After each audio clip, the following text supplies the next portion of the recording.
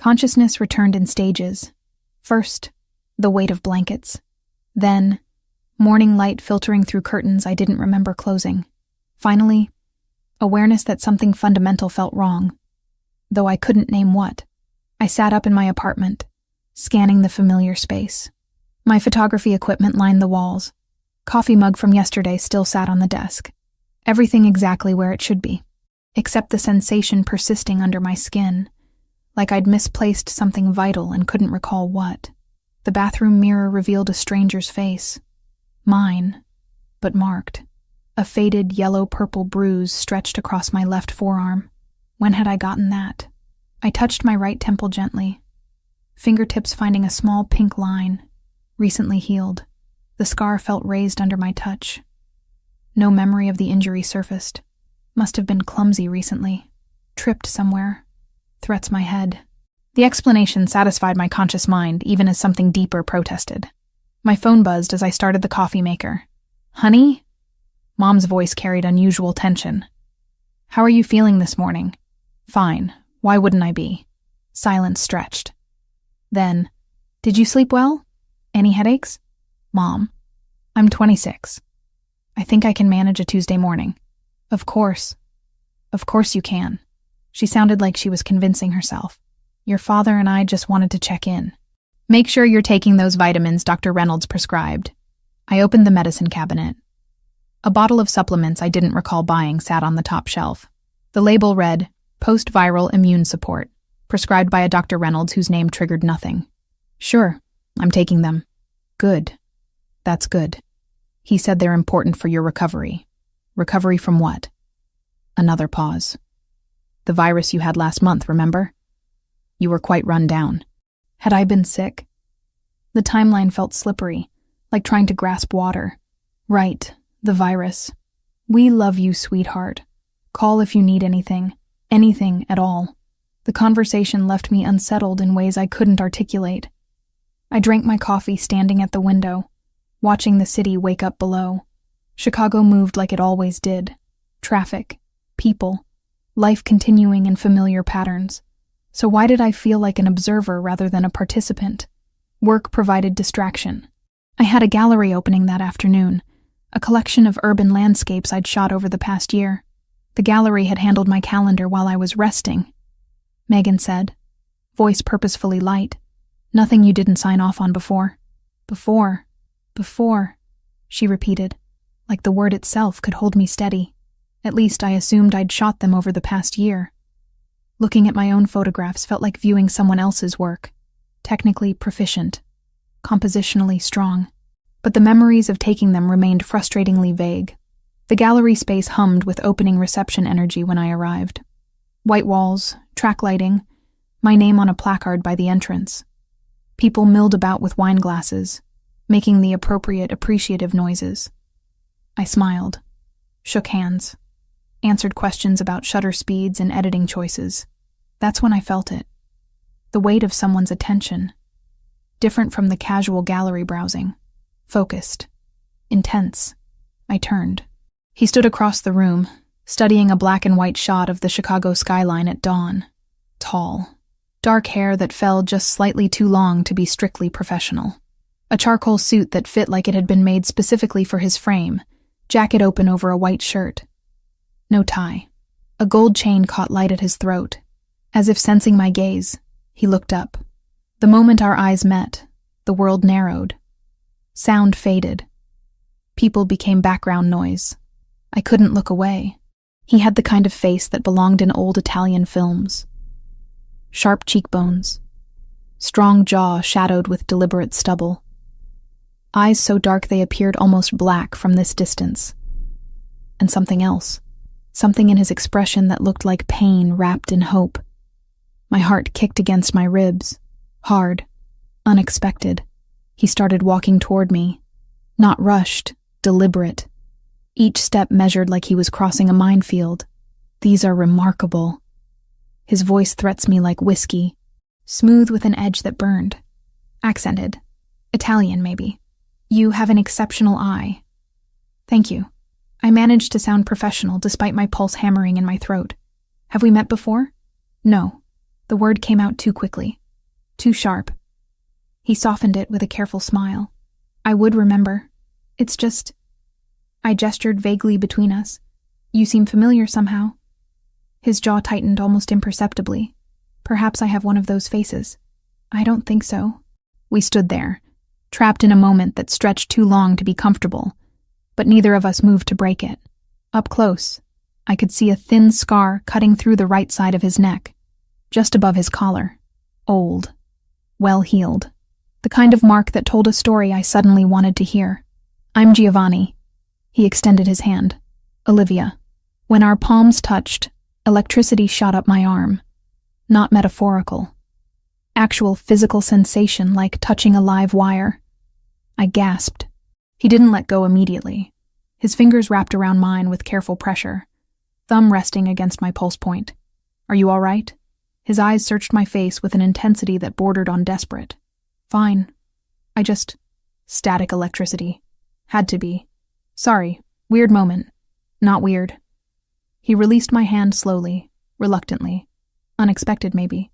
The name echoed in my head. Giovanni. It resonated somewhere deep, like a song I'd heard once in a dream, and couldn't quite recall upon waking, but I was absolutely certain we'd never met. I would have remembered this. Him. The way he looked at me like I was the only person in the room. In the city. In the world. Can I ask you something? He stepped slightly closer. Close enough that I caught his scent. Cedar and something darker. Expensive. Would you allow me to take you for coffee? I'd like to discuss your work. I have a business that might benefit from your particular vision. Every rational instinct screamed that accepting was foolish. I didn't know this man. Didn't know anything about him except that he made my skin feel too tight, and my thoughts scatter like startled birds. Okay. His expression shifted. Relief flooded his features so completely that for a moment he looked younger, vulnerable. Then control slammed back into place and he became polished again. Composed. There's a place nearby. We could walk? I nodded, collected my jacket, told the gallery owner I'd return shortly. Giovanni held the door for me, his hand hovering near but not touching the small of my back as we stepped into late afternoon sunlight. The cafe was quiet. Corner table.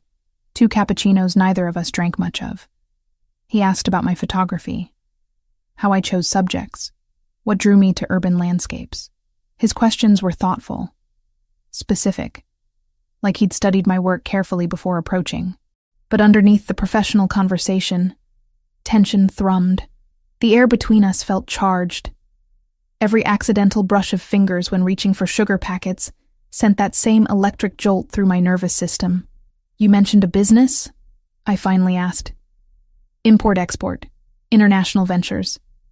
We're expanding our marketing presence, and your eye for capturing authentic urban beauty would be invaluable. Vague. Deliberately so. But something in the way he said it made me think the business was more complex than simple import-export. And I couldn't shake the feeling that this wasn't really about hiring a photographer. Why do I feel like I know you?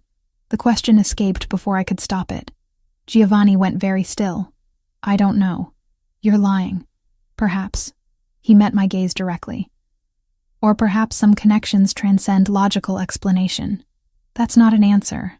It's the only one I can give you right now. Before I could push further, my phone rang. Mom again. I silenced it, but Giovanni noticed.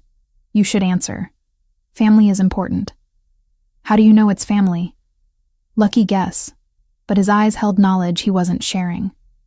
I excused myself, stepped outside to call Mom back. She answered immediately, voice tight with poorly concealed anxiety. Sorry, honey. I know you're working. I just wanted to remind you about taking those vitamins, consistently. Doctor, Reynolds was very clear about the dosage. I took them this morning. Good. That's good. Are you feeling all right? Any dizziness? Confusion? Mom, what's going on? You're acting strange. Nothing. Nothing's going on. I'm just being overprotective. Mother's prerogative. She forced lightness into her tone. Love you. When I returned, Giovanni was standing, jacket back on. I should let you return to your gallery. You haven't told me about this job opportunity. Next time. He pulled out a business card. Heavy stock. Embossed lettering. Just a name and phone number. Call me, when you're ready. Ready for what? He studied me for a long moment. To take a chance on something that doesn't make sense. Then he was gone, walking away down the sidewalk with the kind of confidence that came from never doubting his welcome anywhere. I stood holding his card, my thumb tracing the raised letters of his name, Giovanni Moretti. The name meant nothing. Should mean nothing. So why did it feel like remembering something I'd lost? I called him 3 days later, not because I wanted to discuss business, because the memory of his dark eyes and careful touch had invaded every quiet moment since the gallery. Because his name kept looping through my thoughts like a song I couldn't shake. He answered on the second ring. Olivia. My name and his accent made my stomach flip. I hoped you'd call. About the photography work. Of course. A pause waited with things neither of us said. Are you free this evening? We could discuss details over dinner. I should have said no. Should have insisted on a professional meeting during daylight hours in a crowded cafe. Instead, yes, escaped before logic could intervene. The restaurant was tucked into a side street I'd walked past 100 times without noticing. Intimate. Warm lighting. The kind of place that required reservations weeks in advance. But when Giovanni gave his name at the door, the host's entire demeanor transformed. Mr. Moretti, your usual table is ready. We were led to a corner booth. Private.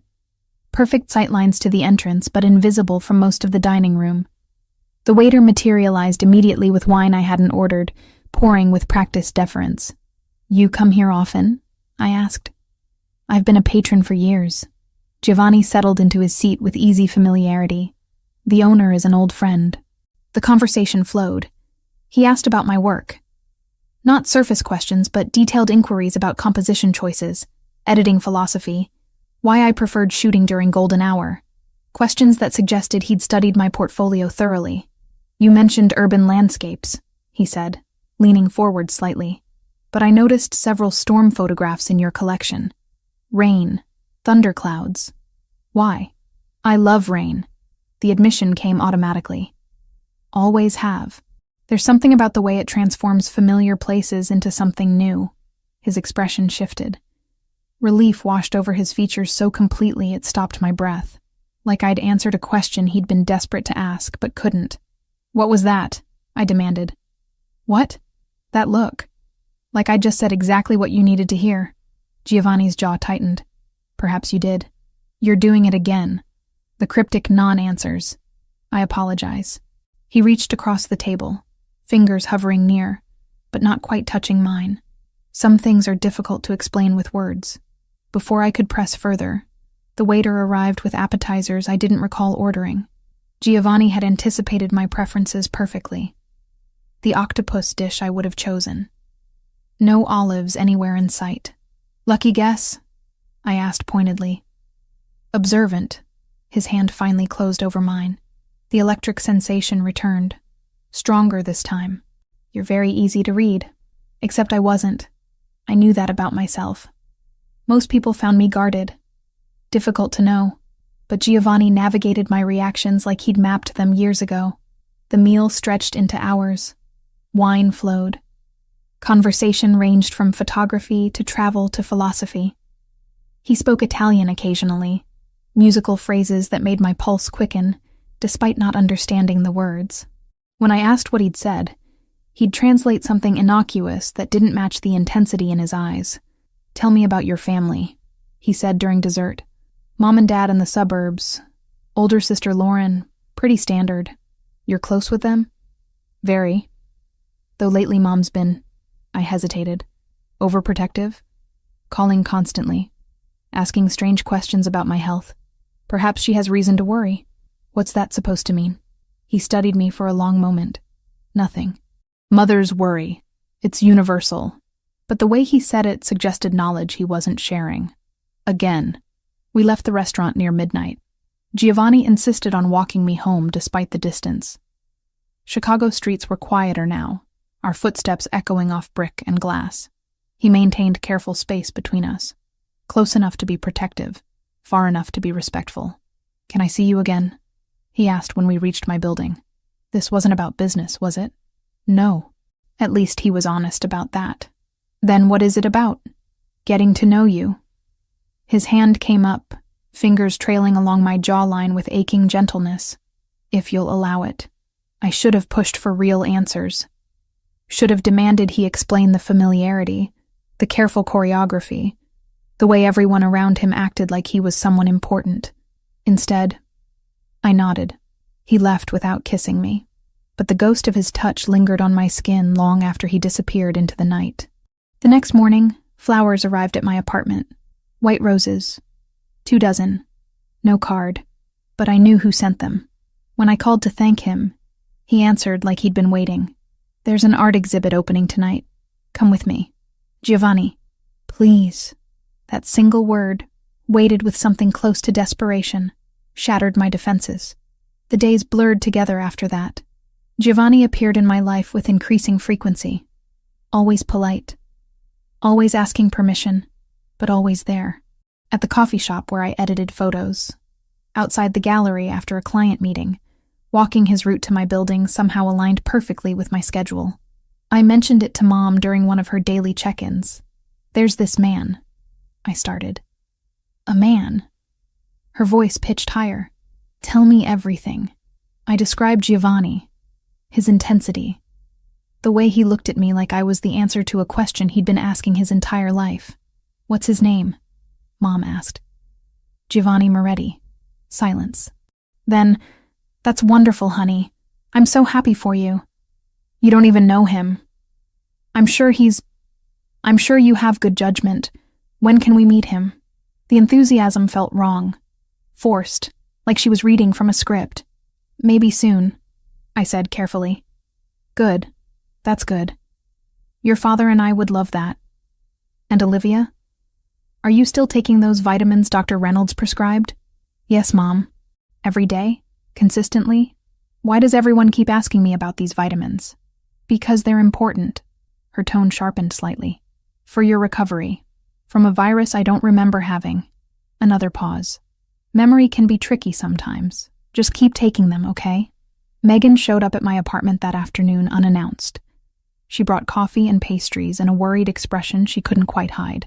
So, she settled onto my couch. Mom called me. Said you're seeing someone? News travels fast. She seemed excited, which is weird because Mom doesn't usually get excited about your dating life. I know. I sat across from her. Everything's been weird lately. How are you feeling? Megan leaned forward.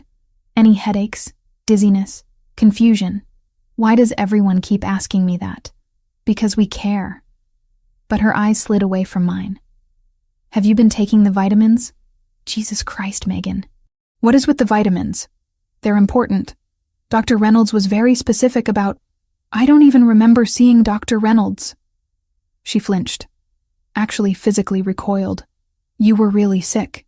It's natural to forget some details. Is it? I stood, pacing. Because I don't remember being sick at all. And now there's this man who looks at me like he knows me. And everyone's acting strange. And I keep having this feeling like I'm missing something crucial. Megan stood too, reaching for my hands. You're overthinking. The virus probably left you feeling off balance. Give it time. But she wouldn't meet my eyes when she said it. Lauren called that evening to cancel our planned sister dinner. Work emergency. I'm so sorry. You never cancel. I know. It's just... things are complicated right now. Her voice sounded strained. But I'm glad you're seeing someone. Mom told me about Giovanni. Of course she did. She said he sounds nice. She's never met him. Well, when she does, I'm sure it'll be fine. The forced casualness made my skin crawl. Giovanni took me to another dinner 2 nights later. Different restaurant. Same excessive deference from staff. This time I noticed how other patrons looked at him. Respectful. Wary.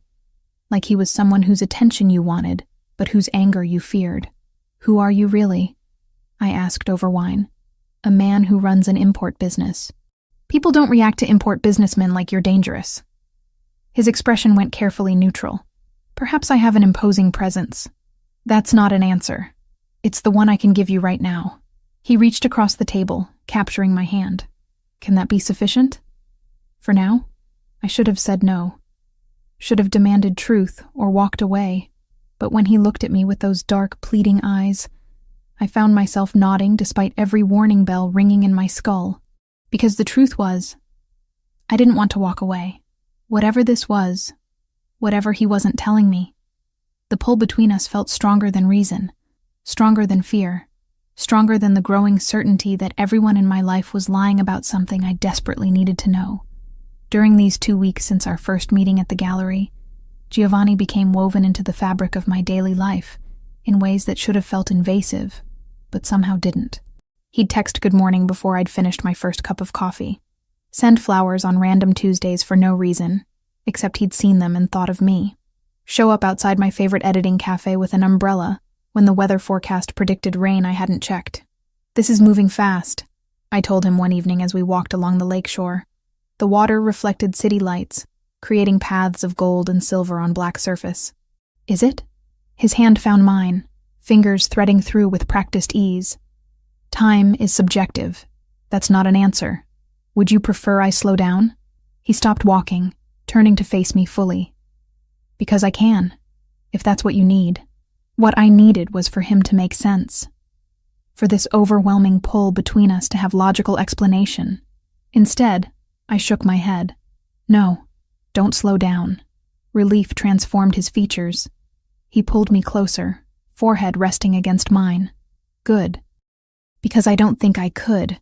The kiss that followed erased every rational thought. His mouth moved against mine with desperate hunger, tempered by careful control. Like he'd been starving, but didn't want to devour me too quickly. When we finally broke apart, both breathing hard, the world felt tilted. Giovanni took me to places he claimed were his favorites. A botanical garden on the city's edge where private sections required special access he somehow possessed. We walked through greenhouses full of orchids and tropical plants, the humid air making my skin damp. He knew the names of flowers I'd never heard of, could identify species with casual expertise. "How do you know all this?" I asked, touching a blood-red bloom. "I pay attention to beauty." His eyes never left my face when he said it. Another evening, a rooftop restaurant I'd photographed once but never visited. Too expensive, too exclusive. But the host greeted Giovanni by name, led us to a table overlooking the entire city skyline. Chicago spread beneath us like scattered jewels. "This view," I breathed, already mentally composing shots. "It's better during storms." Giovanni sipped wine, watching me instead of the scenery. "The lightning makes the city look alive. Dangerous and beautiful simultaneously." Something about that specific observation triggered déjà vu so powerful I had to grip the table edge. I'd been here before. I was certain of it. Stood in this exact spot, watching storm clouds roll across Lake Michigan while rain hammered the glass barriers. "You okay?" Giovanni's hand covered mine immediately. "Have I been here before? With you?" His jaw tightened. "Why would you think that?" "I don't know. It just feels..." I trailed off, unable to articulate the sensation. "Familiar?" he supplied quietly. "Yes." He studied me for a long moment. "Perhaps some places resonate with people. Strike chords we don't understand." But the way he said it suggested he understood perfectly. Back at my apartment one night, I noticed more inconsistencies. High-end camera lenses I definitely didn't own last week now sat in protective cases on my equipment shelf. A collection of photography books about Italian architecture filled a gap I hadn't known existed. Designer jacket hanging in my closet with tags still attached, in exactly my size and preferred style. I called Megan. "Did you put stuff in my apartment?" "What? No. Why would I do that? There's equipment here I don't remember buying. Expensive equipment." Silence stretched too long. "Maybe you're forgetting small purchases?" "The virus really took it out of you." "Megan, a $3,000 lens isn't a small purchase. Have you been taking your vitamins?" She deflected with the question everyone kept asking. "Dr. Reynolds said recovery issues could persist if you're not consistent with treatment." I wanted to scream. Instead, "Yes, I'm taking them." "Good, that's good. Maybe the purchases will come back to you once the supplements rebuild your system." But that didn't explain the jacket with tags attached. Didn't explain books I'd never ordered arriving with no shipping record. Mom called during my lunch break 3 days later. Honey, Dad and I were thinking, why don't you bring Giovanni for dinner this weekend? We'd love to meet him. You've never been this enthusiastic about anyone I've dated. That's not true. We're always happy when you're happy. Her voice carried forced brightness. And you sound so happy when you talk about him. I barely talk about him. You mention him every time we speak. She paused.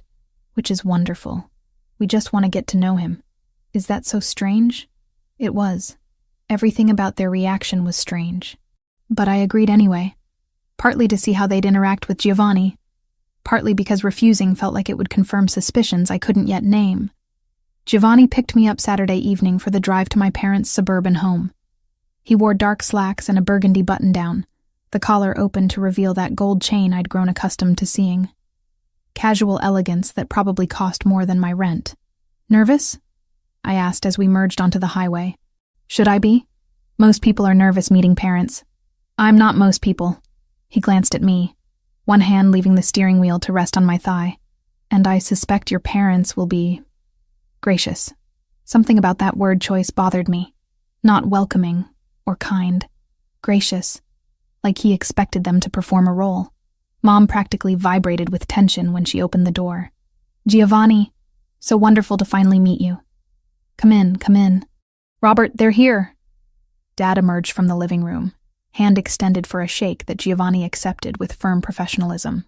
Mr. Parker, thank you for inviting me into your home. Call me Robert, please. Dad studied Giovanni with an intensity that bordered on examination. Olivia's told us you work in import-export? International trade. Among other ventures, they settled into conversation about business, markets, global economics. I helped Mom in the kitchen, watching her hands shake slightly as she arranged appetizers. You okay? I asked quietly. Fine. Just want everything to be perfect. She forced a smile. He seems nice. Very polished. Mom, what's going on? Why are you acting weird? I'm not acting weird. I'm being a mother meeting her daughter's new boyfriend. But her eyes wouldn't hold mine when she said it. Dinner passed with strange undercurrents I couldn't identify. Giovanni charmed my parents effortlessly, asked questions about their lives, their work, their interests, shared stories about his own family in Italy, most of whom were apparently deceased. He described his childhood in Milano with vivid detail that made Mom tear up. You've been through so much, she said, reaching across the table to squeeze his hand. I'm glad you found Olivia. So am I, Susan.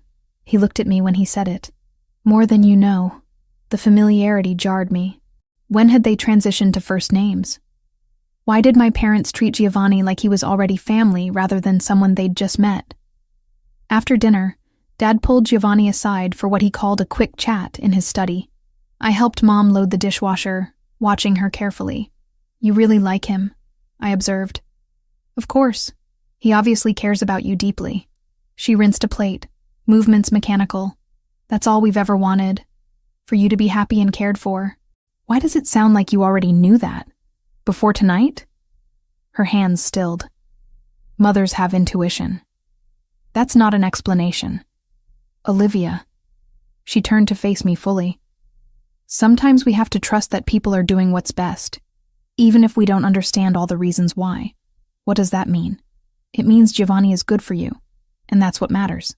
Before I could press further, the men returned. Giovanni thanked my parents with genuine warmth, promised we'd visit again soon. The drive back to the city was quiet. I stared out the window, processing the evening's strangeness. They liked you, I finally said. I'm glad. He reached for my hand. Their approval means something to me. Why? You barely know them. Barely know me, really. Don't I? His thumb traced circles on my palm. Sometimes connections transcend timelines. You keep saying cryptic things like that. I know. He brought my hand to his lips, pressing a kiss to my knuckles. I'm sorry. Some truths are difficult to speak. Try anyway. He pulled the car into a spot outside my building but didn't release my hand. What if I told you that every moment with you feels like coming home? That I know your preferences because I pay attention to everything about you? That the way you move, speak, laugh, all of it is cataloged in my memory because you're the most important person in my world? My heart hammered. That's impossible. We've known each other 2 weeks. Is it impossible? His free hand cupped my face. Or is it just improbable? Giovanni, I'm not asking you to understand. Just to trust. He kissed me softly. Can you do that? I should have said no. Should have demanded real answers instead of poetic evasions. But looking into his dark eyes, seeing vulnerability wrapped in desperate hope, I found myself nodding. Okay, I whispered. He kissed me again, deeper this time. And for those suspended moments, the questions faded. The inconsistencies didn't matter. Only this did. Only him. Even if every instinct screamed I was missing something crucial. Giovanni invited me to a formal dinner with his business associates, 3 weeks after we'd first met. The restaurant was downtown, tucked into a building I'd photographed once but never entered. Private dining room, dimmed lighting, an atmosphere that prickled my skin with unease before we'd even sat down. You're sure about this? I asked in the car, smoothing my emerald dress. Giovanni had sent it to my apartment with a note saying only for tonight. It fit perfectly. Of course it did. I want them to meet you. His hand rested on my knee, warm through silk. You're important to me. They should know that. The room held maybe 15 men when we arrived, all older than Giovanni, all watching us with identical expressions of careful assessment. The energy reminded me of nature documentaries. Predators sizing up territory. A tall man with silver-streaked hair approached immediately. Giovanni. They embraced with familiarity that spoke of years. And this must be Olivia. Franco Bellini, Giovanni introduced.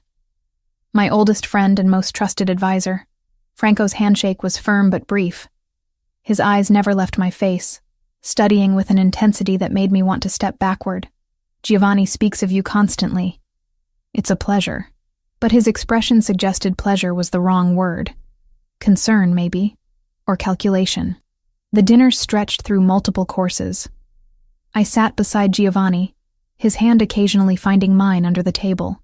The men discussed shipping routes, international markets, regulatory challenges in terms that sounded legitimate, but felt coded.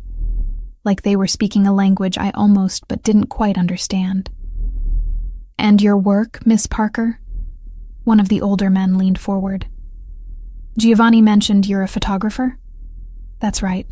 Urban landscapes, mostly. Beautiful and talented. He raised his wine glass in salute. Our Giovanni is a lucky man. The way he said our made my stomach tighten. Like Giovanni belonged to them. Or they to him. Franco watched me throughout the meal with unnerving attention. Not hostile, exactly. More like he was checking for something specific, and couldn't find it.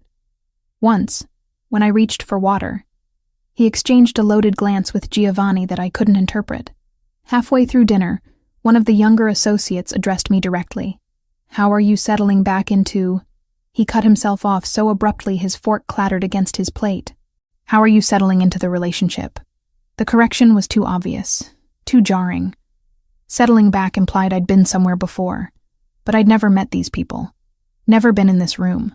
Fine, I managed. Everything's been unexpected, but good. Giovanni's hand tightened on mine. When I glanced at him, something raw flickered across his features before control slammed back into place. After dinner, we drove to my apartment in silence. Giovanni parked, but made no move to leave the car. Come up, I said. Not quite a question. He studied me for a long moment. Are you sure? Yes. My apartment felt smaller with him in it. He moved through the space like he was relearning geography he'd once known by heart. Pausing at the window, trailing fingers along the bookshelf, standing in my bedroom doorway with an expression I couldn't read. Giovanni? He turned, crossed the room in 3 strides, pulled me against him with careful urgency. Tell me this is real. That you want this. It's real. My hands found the buttons of his shirt. I want this. The first time we made love, my body responded with terrifying familiarity, like muscle memory overriding conscious thought. Every touch felt simultaneously new and ancient. Giovanni whispered Italian against my skin, phrases I didn't understand, but that made heat pool low in my belly. Sei mia, he breathed. Sempre mia. The words resonated in ways I couldn't explain, made something deep inside me ache with recognition. Afterward, he fell asleep with his arm around my waist, face buried in my hair. I lay awake, listening to his breathing even out. Careful not to wake him, I slipped from bed and grabbed my robe. His jacket hung over my desk chair. I shouldn't have looked. Knew I was crossing a line. But my hands moved before reason could stop them, fingers sliding into the inner pocket. Photographs. Maybe a dozen. All of me. My breath caught. I shuffled through them with shaking hands. Me in a white dress, laughing. Me and Giovanni with arms wrapped around each other, both wearing rings. Me on a beach in sundress I'd never owned. Me in front of buildings I'd never visited. One stopped my heart. Wedding photograph. Professional. I wore a lace gown, held a bouquet of white roses. Giovanni stood beside me in a tuxedo, looking at me like I hung the moon. We were surrounded by people I'd never met, in a church I didn't recognize. I shouldn't have looked, but a folded invoice peeking from Giovanni's jacket pocket snagged my attention. La Primavera framing, custom archival mount, 16 and 20 rush. The description meant nothing and everything. A frame for what? For whom? I slipped the paper back, palms suddenly damp. The question pulsed in my ears all night. What are you hiding from me that feels like it belongs to me? I spun. Giovanni stood in the bedroom doorway, pulling on his pants. His eyes went to the photographs in my hands. All color drained from his face. What are these? My voice came out strangled. I can explain. You have pictures of us getting married. Married, Giovanni, and I don't remember any of it. He moved toward me slowly, hands raised like I was a spooked animal. Please, let me explain. How long have you been lying to me? I haven't lied. I've just omitted certain truths. That's the same thing. The photos scattered across my desk as I threw them down. Who are you? Who am I? What the hell is happening? You need to calm down. Don't tell me to calm down. You've been pretending we just met when apparently we're married? Or were married? I pressed my palms against my temples. I don't understand. I know. His voice cracked. I know you don't. But there are reasons. Good reasons why we've done this. We? Who's we? He reached for me. I stepped back. Don't touch me right now. Pain flooded his expression. Olivia, please, trust me. Trust you? You've been lying since the moment we met. Not lying, protecting. From what? He opened his mouth, closed it, struggled visibly with whatever he wanted to say. I can't tell you that. Not yet. The doctors. Doctors. What doctors? Please. He looked desperate now. Broken. Please just give me time to do this right. Do what right? Help you remember. The words hit like a physical blow. Remember what? Us. Our life. Everything you forgot. My knees gave out. I sat hard on the bed, staring at him. I have amnesia. Yes. From what? An accident. 6 weeks ago. You were in the hospital for 2 weeks. When you woke up, you'd lost the last 2 years of memory. 2 years. The vitamins. The constant questions about my health. Mom's forced enthusiasm. Megan's careful monitoring. Everyone acting like they were reading from a script. Everyone knows, I whispered. My family. My friends. They're all in on this. Giovanni nodded miserably. And you what? Decided to make me fall in love with you all over again instead of just telling me the truth? The doctors advised it. Said forcing the memories could cause more damage. That recreating our relationship naturally would be safer. Safer. I laughed. Hysterical. Broken. You think this is safer? Letting me think I'm going crazy? I'm sorry. He dropped to his knees in front of me. I'm so sorry. But I couldn't lose you. And if telling you the truth meant risking more damage, I couldn't. Get out. Olivia. Get out of my apartment. Now. He stood slowly, collected his jacket, paused at the door. I love you. That's real. Everything between us is real. Even if you don't remember it yet, how would I know? Tears streamed down my face. How would I know what's real when everyone's been lying to me? He left without another word. The door clicked shut. I sat surrounded by photographs of a life I couldn't remember. with a man I'd fallen for who turned out to be my husband, and tried to figure out which way was up. My phone buzzed. Megan. Like she had some sixth sense for catastrophe. I answered. Did you know? Silence. Then quietly, yes. How long? Since the beginning. Since you woke up in the hospital. And you said nothing. We were trying to help. The doctors said, I don't care what the doctors said. I was shouting now. You lied to me. For weeks. You let me think I was losing my mind. I'm sorry. Her voice broke. I'm so sorry. But you have to understand. We were trying to protect you. By lying. By giving you the chance to fall in love again without the pressure of remembering. By letting it happen naturally. None of this is natural, Megan. None of it. I hung up. Turned off my phone. Lay down on sheets that still smelled like Giovanni, and stared at the ceiling while my world fractured into pieces I couldn't fit back together. I spent 3 days in a fog. Didn't answer calls. Didn't leave my apartment. Just sat surrounded by those photographs and tried to force memories that wouldn't come. On the 4th day, I started investigating my own life like it belonged to a stranger. Bank accounts first. I logged into the app on my phone and found transactions I'd never made. Deposits from sources I didn't recognize. Withdrawals at locations I'd never visited. And worse, joint accounts. My name linked with Giovanni Moretti on checking, savings, and investment portfolios worth more than I'd earn in a lifetime. My passport came next. I dug it from the drawer where it should have been gathering dust. Instead, stamps filled pages. Italy. Multiple trips to Milano, Roma, Firenze, all within the past year. Dates I couldn't account for. Places I had no memory of seeing. The calendar on my laptop held deleted appointments that recovery software pulled back from digital graves. Doctor visits, dress fittings, venue tours, wedding planning spreadsheets hidden in archived folders. Every piece of evidence screamed the same impossible truth. I'd lived 2 years I couldn't remember. Lauren's apartment was 20 minutes away. I didn't call ahead. Just showed up and pounded on her door until she answered, face pale with worry. Olivia. Tell me everything. I pushed past her into the living room. Right now. No more lies. She closed the door slowly. You should sit down. I don't want to sit. I want the truth. The truth is complicated. Try me. Lauren sank onto her couch, hands twisting together. 6 weeks ago, you were driving back from a photography session, rural area, about 2 hours outside the city. Giovanni was in a business meeting downtown. You were alone. And someone forced your car off the road. Her voice cracked. Deliberately. They'd been following you. Waiting for the right moment when you were isolated. My stomach dropped. Who? Enemies of Giovanni's. People trying to hurt him through you. She looked up, eyes wet. Your car went down an embankment.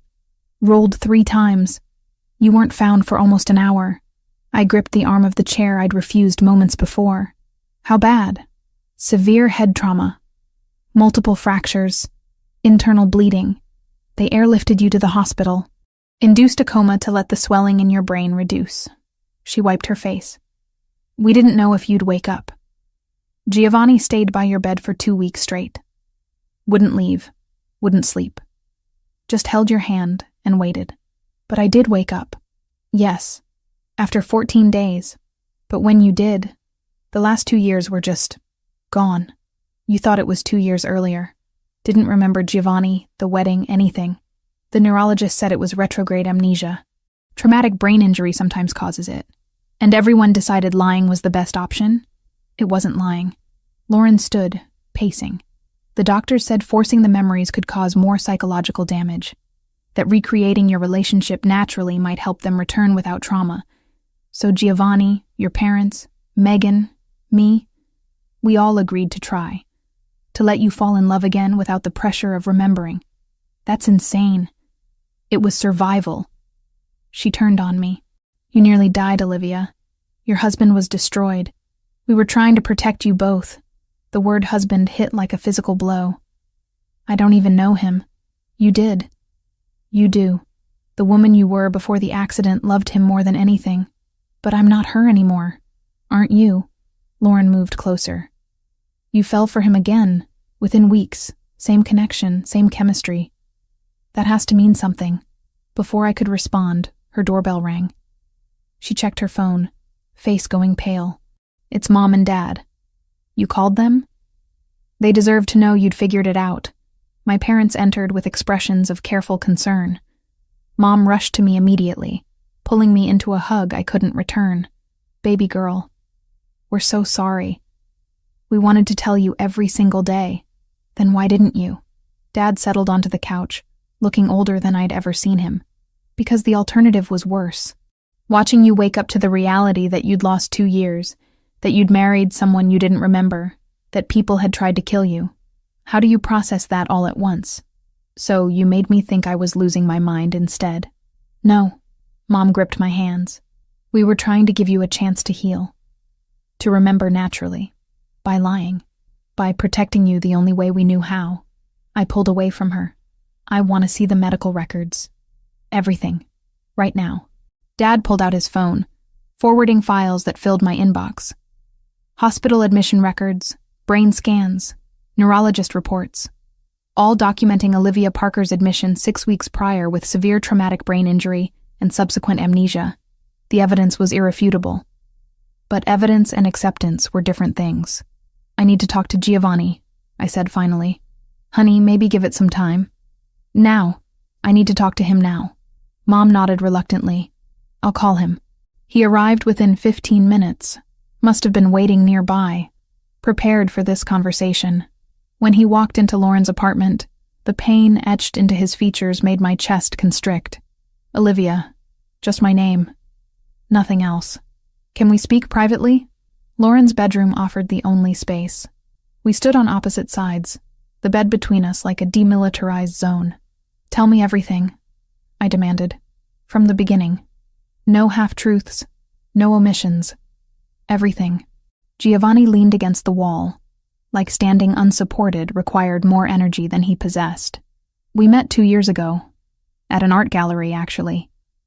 You were exhibiting your work. I was there with Franco on business but saw your photographs and couldn't look away. When I met you, I knew, immediately, that you were going to change my life. What do you do? Really? I run an organization. Import-export is the legitimate face. Underneath, there are operations that exist in gray areas. Some illegal, some just morally complicated. He met my eyes. I'm not a good man, Olivia, but I've tried to be better since meeting you. You're telling me I married a criminal. I'm telling you that you married someone who loved you enough to give you the choice. I told you what I was after 3 months, showed you everything, expected you to leave. His voice dropped. You stayed. Why would I do that? Because you saw past what I did to who I was trying to become. Because you believed in second chances. Because you loved me as much as I loved you. He pushed off the wall. We got married 6 months ago. Small ceremony. Just family and close friends. You wore white roses. Said they reminded you of first snowfall. The detail struck something deep. White roses. Snow. A flash of memory so brief I couldn't grasp it. The accident. I prompted. My fault. I should have sent security with you. Should have insisted you didn't take that job. But you were so excited about the landscape work, and I couldn't deny you anything. Self-loathing saturated every word. They used it against us. Tracked you. Waited until you were vulnerable. Forced you off the road. Who? Rivals. They've been dealt with. The way he said it suggested permanence. And you decided lying was better than just telling me. The neurologist was explicit. Dr. Reynolds. He said forcing traumatic memories could cause irreparable psychological damage. That allowing them to return naturally through familiar experiences was the safest path. Giovanni crossed his arms. So we recreated our first meeting. Our first dates. Gave you the chance to fall in love without the weight of expectations. Except I did fall in love. The admission hurt. With someone who doesn't exist.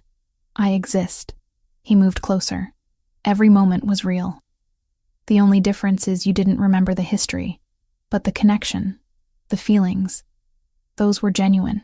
How would I know? How would I know what's real when everyone's been performing roles? Because you feel it. He reached for my hand. I didn't pull away. Your body remembers even when your mind doesn't.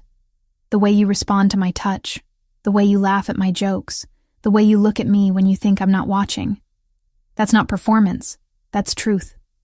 I wanted to argue, wanted to be angry. But standing there, his hand in mine, warmth spreading up my arm, I couldn't deny the pull. Couldn't deny that every cell in my body recognized him, even when my conscious mind drew blanks. I need time, I whispered. Take all the time you need. He released my hand reluctantly. I'll wait, however long it takes. Even if you never remember, even if you decide this isn't what you want, I'll wait. What if I can't be her, the woman you married? You are her. Memory doesn't define identity. You're still Olivia, still the woman who sees beauty in storms, who speaks 5 languages when she's nervous, who eats ice cream directly from the container at midnight. A sad smile touched his lips. Still the woman I love more than my own life.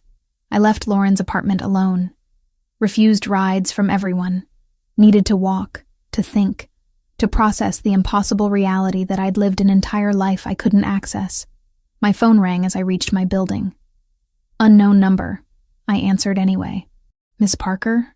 I slept on the far edge of the bed, a country away, though only an arm's length apart. Before dawn, he tucked a blanket over my shoulders and left a glass of water on my nightstand, the way muscle memory sets your body moving while the mind is still lost. We were both learning how to love without a map. Dr. Reynolds. Your family asked me to reach out. I'd like to schedule an appointment to discuss your recovery. Recovery? Like I was broken. Maybe I was. Tomorrow, I agreed. I'll come tomorrow. That night, I lay in bed staring at wedding photographs I'd pulled from that hidden folder. Studied the woman in white who wore my face but lived in memories I couldn't reach. She looked happy, radiant, completely in love with the man whose arms wrapped around her. I tried to remember, tried to force something, anything, to surface. Nothing came, just the persistent sense that I'd lost something vital I'd never get back. Dr. Reynolds' office occupied the top floor of a medical building I'd never visited but somehow felt familiar. Glass walls overlooking the city, modern furniture and calming grays. A receptionist who greeted me by name before I'd introduced myself. Miss Parker. Dr. Reynolds is expecting you. Please go right in. The neurologist was younger than I'd imagined. Maybe 45, with kind eyes behind wire-rimmed glasses. He stood when I entered, extending a hand. Olivia, I'm so glad you agreed to meet with me. You're the one who prescribed the vitamins. Not a question. Yes. Post-viral immune support was the cover story we agreed upon with your family. He gestured to a chair. The real medication was neurological support supplements to aid recovery from traumatic brain injury.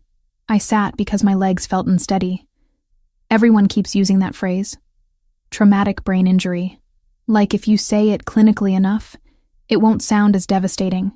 Would you prefer a different term? I'd prefer the truth, all of it. No more careful omissions or medical euphemisms. He pulled up files on his computer, turning the monitor so I could see. Brain scans filled the screen. My brain. Before and after images that showed damage I couldn't interpret but understood was serious. 6 weeks ago, you sustained severe head trauma when your vehicle went off the road. The impact caused subdural hematoma, cerebral edema, and multiple contusions across the frontal and temporal lobes. His finger traced areas on the screen. We induced a medical coma to reduce brain swelling. You were unconscious for 14 days. And when I woke up, you had retrograde amnesia spanning approximately 2 years. Everything before that threshold remained intact. Everything after was simply gone. I stared at the images. My brain, damaged, changed. Why 2 years specifically? Traumatic amnesia doesn't follow neat timelines. The injury affected areas responsible for memory consolidation and retrieval. The 2-year mark likely corresponds to when those specific neural pathways were most active in forming recent long-term memories. Can it come back? Dr. Reynolds leaned back, choosing words carefully. Sometimes, partial recovery is more common than complete restoration. Fragments might return. Emotional memories often precede factual ones. But I can't promise full recovery. Enforcing it, telling me everything immediately, could have caused additional psychological trauma. When someone loses memories of significant life events, especially positive ones like marriage, forcing confrontation with that loss can trigger depression, anxiety, even dissociative episodes. We chose gradual reintroduction because research suggests experiential relearning is safer than cognitive bombardment.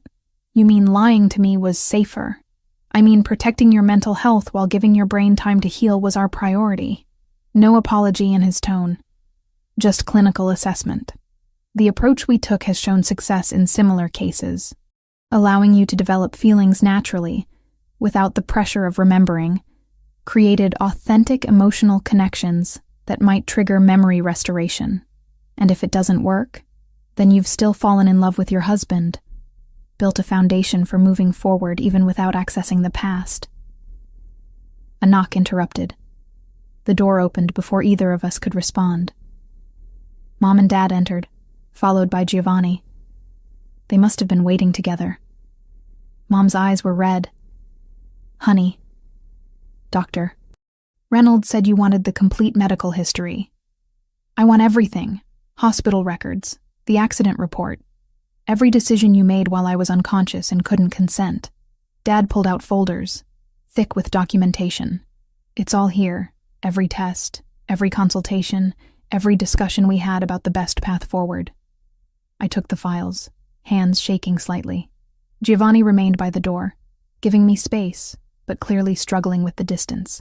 "The accident," I said, looking at him. "Tell me exactly what happened." He moved closer, but only to the chair beside mine. Not touching. "You were returning from a landscape shoot in a rural area, 2 hours outside Chicago. I was in a meeting with Franco and several associates. We'd been negotiating a territorial dispute that had turned hostile." "With who?" "A rival organization. Russian.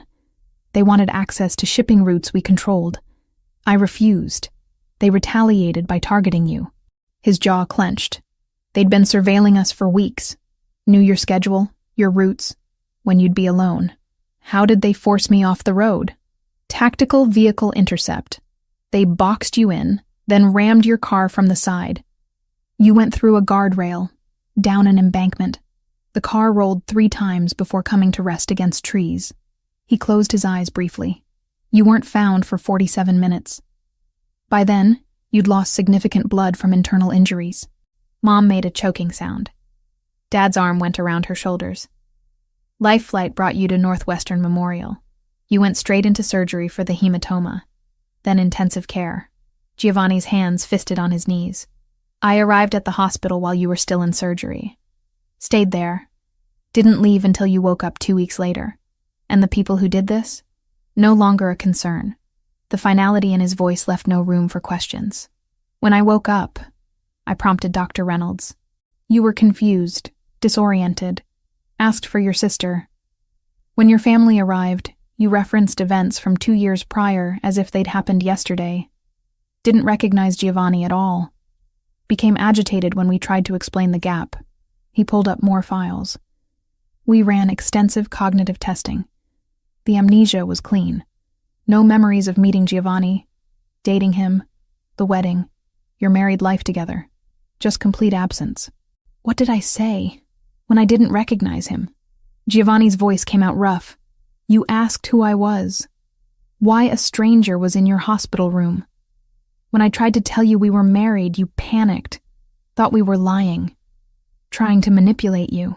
The pain in his expression made my chest ache. "That's when we consulted specialists," Dad continued. "Multiple neurologists, psychologists, trauma experts. Everyone agreed that forcing the memories could cause more harm than good. So you orchestrated an elaborate deception. We recreated your life," Mom corrected. "Set you up in your old apartment that we'd maintained as a studio. Made sure your work was waiting. Created the conditions that existed before you met Giovanni.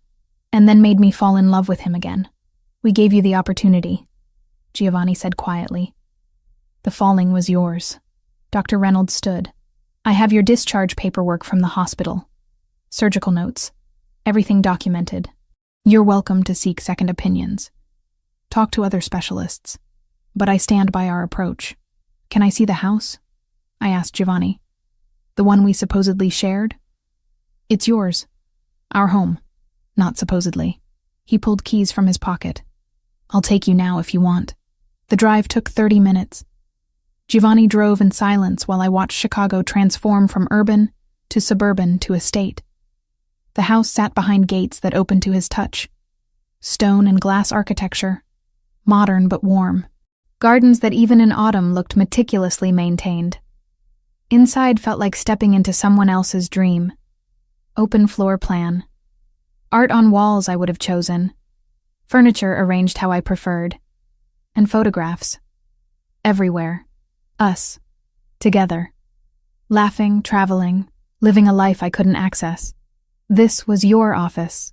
Giovanni opened a door to a room I'd clearly designed myself. Photography equipment, editing station, prints covering walls. My work. Better than anything in my portfolio. Matured. Evolved. The bedroom nearly broke me. Our bed. Closet full of my clothes beside his. Bathroom with 2 sinks, my products lined up next to his cologne. Evidence of shared daily life in every detail. There's more. He led me to a study. Pulled a leather journal from a desk drawer. You kept this. Documenting our relationship. From the first meeting through the wedding. I opened to a random page. My handwriting. Dated 8 months ago. Giovanni surprised me with a weekend in Napa. We toured vineyards, tasted wine until we were giggling like teenagers. At dinner, he asked what I loved most about us. I said how he sees me, really sees me. Not just the surface, but everything underneath. The fears and dreams and contradictions. And he doesn't try to change any of it, just loves me as I am. Tears blurred the words. This woman, this version of me who wrote with such certainty, such joy. I didn't know her. I'm sorry. Giovanni's voice cracked. I'm so sorry I couldn't protect you. That my world, my enemies, they hurt you. Cost you this. I looked up at him, this man I'd fallen for, who turned out to be my husband, who'd orchestrated an elaborate recreation of our courtship to spare me pain. I don't know how to be her, the woman who wrote this. You don't have to be her. You just have to be you. What if I never remember?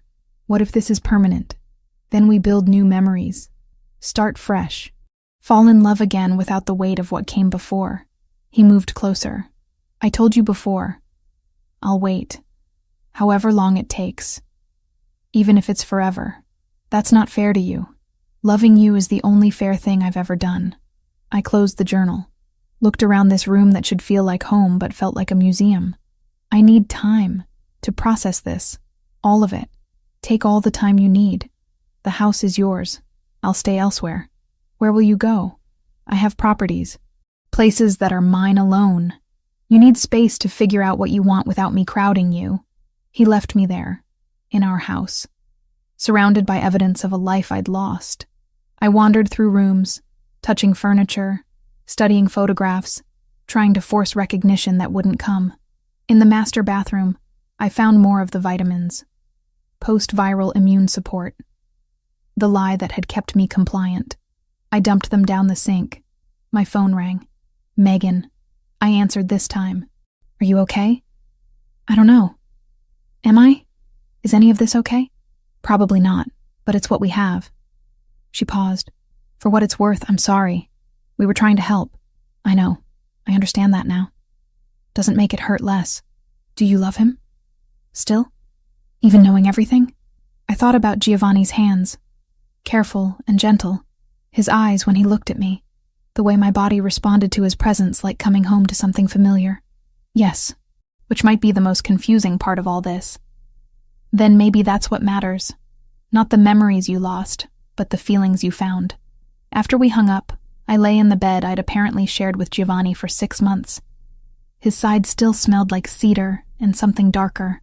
I pressed my face into his pillow and tried to remember, tried to access even one clear memory of choosing him, loving him, marrying him. Nothing came. Just the persistent ache of loss for something I couldn't even properly grieve. But underneath that ache, something else stirred. Recognition. Not of memories, but of rightness. Like my soul knew what my mind had forgotten. Maybe that would have to be sufficient for now. I spent a week alone in the house Giovanni and I had shared. A week of therapy sessions with Dr. Reynolds, of reading my own journal entries like they belonged to a stranger, of touching furniture and trying to force connections that remained stubbornly absent. Megan showed up on day 5 with takeout, and tears already streaming down her face. "I'm so sorry," she said, before I'd even let her fully inside. "I'm so sorry. I hated every second of lying to you. I cried myself to sleep most nights knowing you were confused, and I couldn't just tell you the truth." We sat on the living room floor, containers of Thai food between us, and she told me everything. How Giovanni had called her from the hospital, voice destroyed, begging for help. How they'd all gathered in a conference room with Dr. Reynolds, and decided together that gradual reintroduction was safest. How she'd practiced conversations in her mirror, rehearsing casual lies until they sounded natural. "You have to understand," she said, gripping my hands. "We weren't trying to manipulate you. We were trying to protect you from a truth that could have broken you completely. I know, and I did. Understanding and forgiving were different processes, but I was working toward both. I'm not angry anymore, just sad, for all of us. Do you love him? Still? I think I never stopped. My body remembered even when my mind couldn't." Lauren came the next day, brought photo albums I'd never seen. Us as children, teenagers, adults navigating life together. Then newer photos. Me and Giovanni. The progression of our relationship documented in careful chronology. "I watched you fall for him the first time," she said, flipping pages. "Watched you choose him despite knowing what his world was. You were so certain, so fearlessly in love." She looked up. "And now I'm watching you fall for him again. Same certainty, same fearlessness. What if I never remember the first time? Then you'll have made the choice twice. Loved him twice. How many people get that?" The perspective shift helped more than she knew. Giovanni respected my request for space, but sent texts. "Good morning. Thinking of you. Hope you're okay. Never demanding, never pushing. Just letting me know he was there. Waiting." On day 8, I called him. "I'm ready. Show me everything." He arrived within 20 minutes. Must have been nearby, hoping. We started at a restaurant downtown. Intimate, candlelit. He ordered for both of us without asking, then caught himself. "Sorry. Habit. We always shared everything. It's okay. I trust your taste." Over dinner, he told me the story. How he'd seen me across a gallery 2 years ago and known instantly his life had just changed. How he'd approached, expecting rejection, and received curiosity instead. How our first conversation had lasted 4 hours because neither could walk away. "When did you tell me what you really do?" 3 months in. I took you to a safe house. Showed you documents, introduced you to Franco, explained everything, expected you to leave. His hand found mine across the table. You stayed, said you saw who I was trying to become, not just who I'd been. After dinner, we drove to the church where we'd married. Empty now. Quiet. Giovanni led me to the altar. You wore white roses in your hair. Said they reminded you of fresh snow. Your vows made me cry, which embarrassed me in front of Franco. A sad smile. You promised to love me through whatever came. And you did, even when my world tried to kill you. Standing there, I felt something. Not memory exactly. More like echo. Residual emotion that my body had stored even as my mind forgot. Warmth spreading through my chest. Recognition without conscious recollection. I feel something, I whispered. Not memory, but something.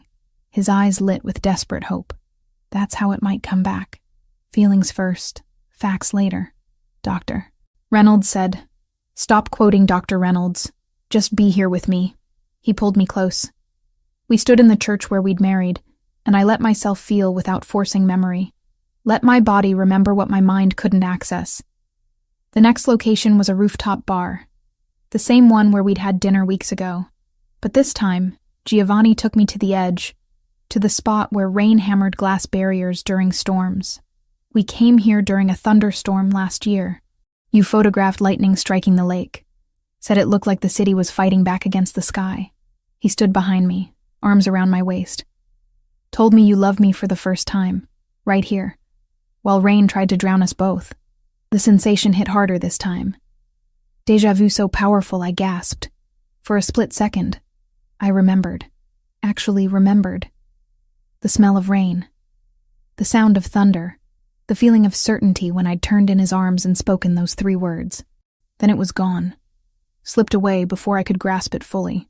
I almost had it, I said, frustrated tears building. It was right there. That's progress. That's more than you've had in weeks. He turned me to face him. We'll keep trying, however long it takes. Over the following days, we visited more places. The botanical garden where he'd proposed. The beach in Michigan where we'd spent our honeymoon. Each location triggered fragments, emotional echoes. Brief flashes that dissolved before solidifying into actual memory. Dr. Reynolds explained it during my next appointment. Emotional memory returns before episodic memory. Your hippocampus is damaged, but your amygdala, the emotional center, is intact.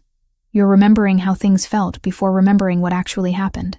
Will I ever remember the events themselves? Maybe, maybe not. But the feelings are equally valid.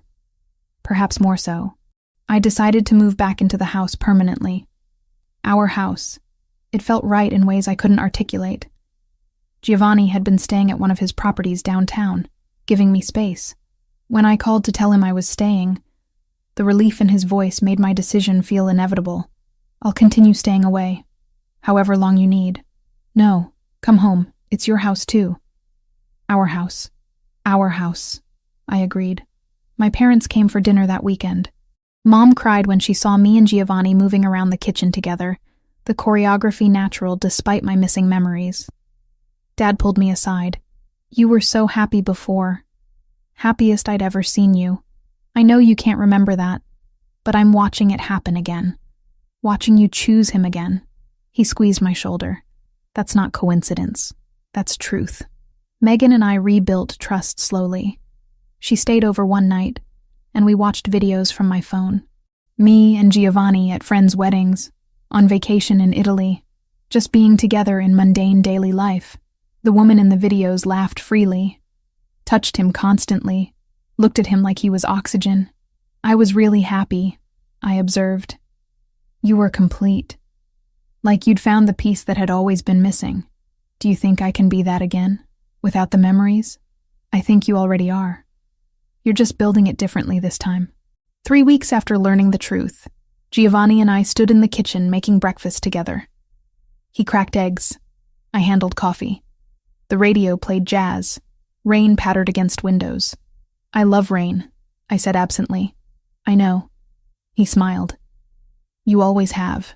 And in that moment, surrounded by the ordinary domestic beauty of Saturday morning, I realized something crucial. The memories might never fully return, but the love was here, present, real. Giovanni, he looked up from the stove. I love you. The words came easily, truthfully. I don't remember falling in love with you the first time, but I'm falling in love with you now, and that feels like it matters more. The spatula clattered to the counter. He crossed to me in 3 steps, cupping my face with hands that trembled slightly. Say it again. I love you. Not because I remember loving you before, because I choose you now. When he kissed me, it felt like coming home and starting new simultaneously. Past and present collapsing into a single moment of certainty. We'd rebuild, create new memories while fragments of old ones surfaced when they were ready. And maybe that was better than simply recovering what was lost. Maybe choosing him twice, loving him twice, meant something more profound than memory ever could. Outside, rain continued falling. Inside, we built our future from pieces of a past I couldn't access but didn't need to. Because this, right here, was real. And reality was turning out to be more than I'd dared hope for. 3 months had passed since that afternoon in Lauren's apartment when my world had fractured and reformed simultaneously. 3 months of therapy sessions where Dr. Reynolds patiently helped me navigate a reality that included memories I couldn't access and losses I couldn't properly grieve. Some fragments had returned. Small things mostly. The scent of cedar triggering sudden recognition of Giovanni's cologne. A particular jazz melody making me remember dancing in our kitchen, though the specific occasion remained elusive. Emotional echoes that felt more like déjà vu than concrete recollection. The brain is remarkable, Dr. Reynolds told me during one session. It finds ways to compensate for damage. You may never remember specific events, but the emotional connections are forming new neural pathways. So I'm building new memories on top of a foundation I can't see? Exactly. And that foundation is still there, supporting you even when you can't consciously access it. I'd returned to photography work, started taking assignments again. But this time, I documented everything deliberately. Shot after shot of our house, our life together, creating visual proof of days I refused to lose again. Giovanni appeared in more of my work now. Him reading in the study, cooking in the kitchen, standing at windows watching Chicago rain. "You're capturing me like I'm your subject," he'd observed one evening. "You are. My favorite one." We talked about the future in ways I gathered we had before, but now felt brand new. Children eventually. Travel to places my passport claimed I'd visited, but my memory insisted I hadn't. Growing old together in this house that felt increasingly like home. Work had expanded too. Giovanni's organization needed legitimate documentation for their legal operations. I'd started photographing shipping yards, warehouses, business meetings. Franco had even smiled when reviewing my portfolio. "She has your eye," he'd told Giovanni. "Sees what matters." She always has. The night everything crystallized happened exactly 3 months after Lauren had revealed the truth. Storm clouds had been building all afternoon, the kind of weather that made my soul sing even when I couldn't remember why. We stood on the veranda watching lightning fracture the sky.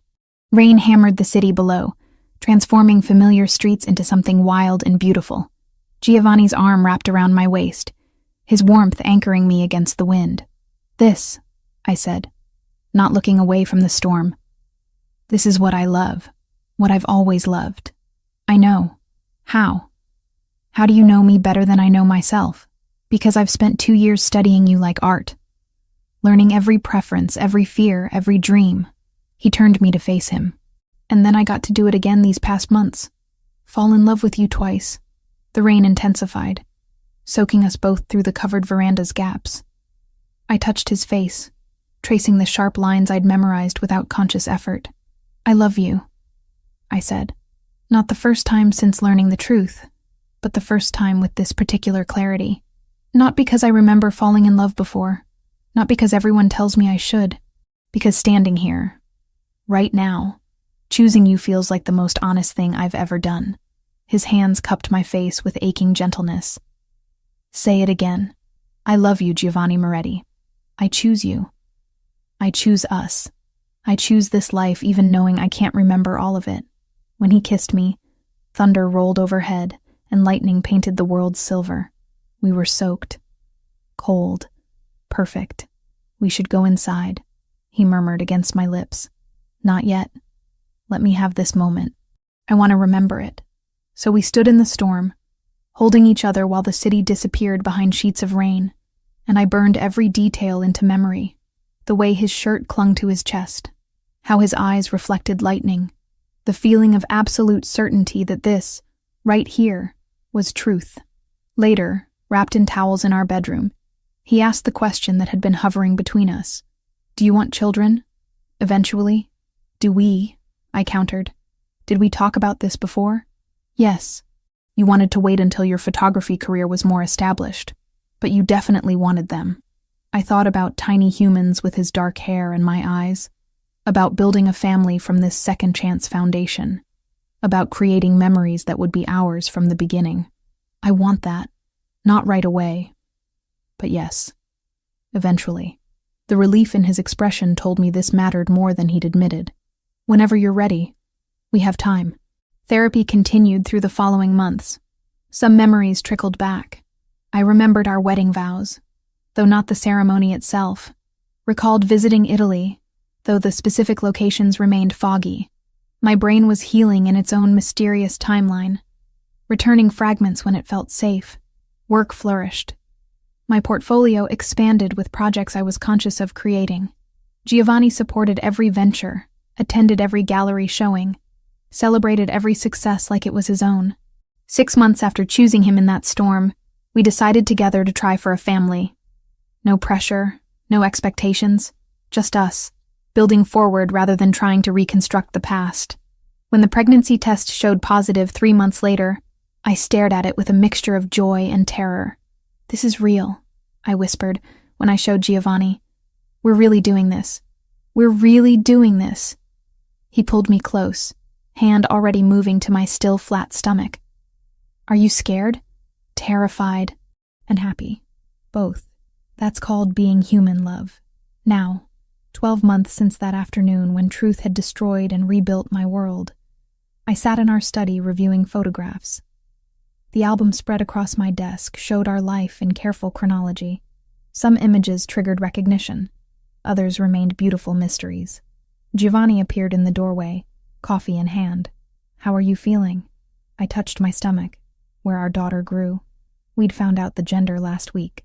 A girl. I'd cried, though I couldn't say if I was remembering wanting a daughter or simply feeling it fresh. Good. Tired. Happy. He set the coffee down, moved behind my chair to look over my shoulder at the photos. "Do you remember that day?" The image showed us at the beach. Me in a yellow sundress, laughing at something off camera. Him looking at me like I'd hung the moon. "No, but I can see how happy we were." "Are," he corrected gently. "How happy we are." "Yes, are." Some memories might never return. Dr. Reynolds had been honest about that. The trauma was severe enough that portions of those 2 years could be permanently inaccessible. I'd made peace with that uncertainty. Made peace with being a woman who'd loved the same man twice, who'd chosen him in different timelines with the same certainty. I closed the album and turned to Giovanni. "Tell me again. About the first time we met. Which version?" A sad smile touched his lips. "The first time? Or the second?" "Both. Tell me both." So he did. Told me about seeing me across a gallery 2 years ago, and knowing his life had just changed. Told me about approaching me weeks ago and falling in love all over again. Told me stories about a life I'd lived but couldn't fully access, and about the life we were building now. Outside, rain began falling. Of course it did. The city transformed under water's touch, becoming something new while remaining fundamentally itself. Like me. Like us. I stood, took his hand, led him to the window. We watched Chicago disappear behind rain, and I thought about all the versions of myself that had stood here. The woman before the accident. The woman who woke without memories. The woman I was becoming now. Different. Same. Evolving. "I'm glad you waited," I said quietly. "Glad you let me fall in love with you again instead of just telling me I already had. Even knowing we could have avoided months of confusion. Especially because of that. I got to choose you twice, Giovanni. How many people get that gift?" He rested his hand over mine on my stomach. Our daughter moved beneath our touch, a reminder that we were building forward, creating a future that didn't require perfect memory of the past. "Thank you," he whispered. "For what?" "For choosing me. Both times. For being brave enough to love me even when you couldn't remember why."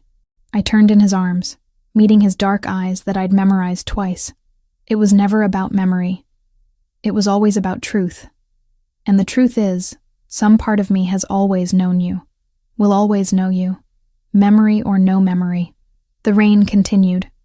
Inside, we held each other and planned futures built on fractured pasts. My photography career was thriving. His organization was expanding into more legitimate ventures. Our daughter would arrive in 6 months, born into a family that understood the value of second chances. I might never remember our first kiss, might never recall the exact moment I decided to marry him, but I remembered this. Every moment from this point forward, I was fully conscious, fully present, fully choosing this life, and that mattered more than any lost memory ever could. Mom texted every morning now, photos of her garden, the baby blanket growing longer row by row. Dad pretended not to cry on video calls and failed beautifully. Megan kept my calendar brutal and my coffee gentle. Lauren sent me voice notes reminding me to eat, to sleep, to be patient with a brain that heals like a shy animal, slowly, then all at once.